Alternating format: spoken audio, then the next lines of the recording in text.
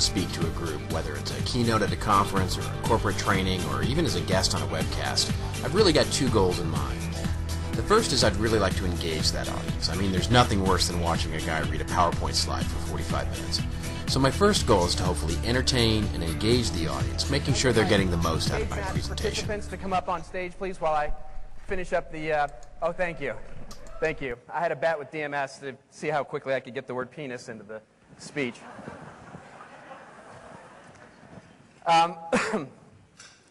So we've got all these guys coming up on stage here, and here's the way it's going to work.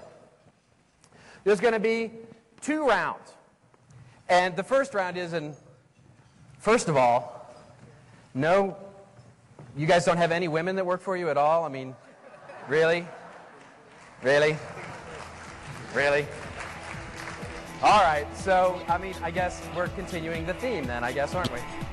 My second goal as a presenter is to hopefully give the audience something they can take back with them on Monday morning.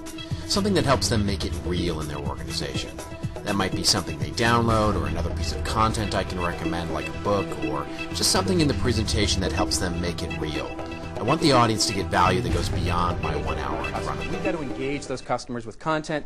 We've got to be able to make sure that they're being taken care of. And it's this weird dichotomy because what ends up happening is that on our websites or whatever we're doing, we end up in this weird game of, so what's your name? John. John? Nice to meet you. I'm Robert. So John and I just engaged a little bit. And now what I'm going to do is I'm going to give John a questionnaire and ask him how to rate that engagement.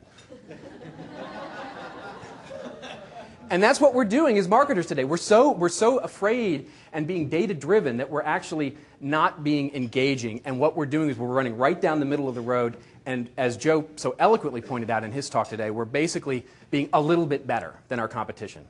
And that's really going to get us nowhere except basically a road to mediocrity. You know, I've never been more excited about the practice of marketing. I think today especially it's about balancing the art and the science into something that creates innovation for the company. I think content marketing brings the love and passion and storytelling back into marketing. I think it gets us out of that whole data-driven, geek-driven, math, spreadsheet, sort of boring-ass marketing. And I think it's really the future. And it is so much more fun to do marketing through content than it is trying to incrementally grind out another conversion metric. And that, at the end of the day, means you're all rock stars. And so all I'll tell you is it's your story, and I dare you to go out and make it remarkable. It's very easy for us to get trapped into this situation where we look at our competition and we try and tell an incrementally better story.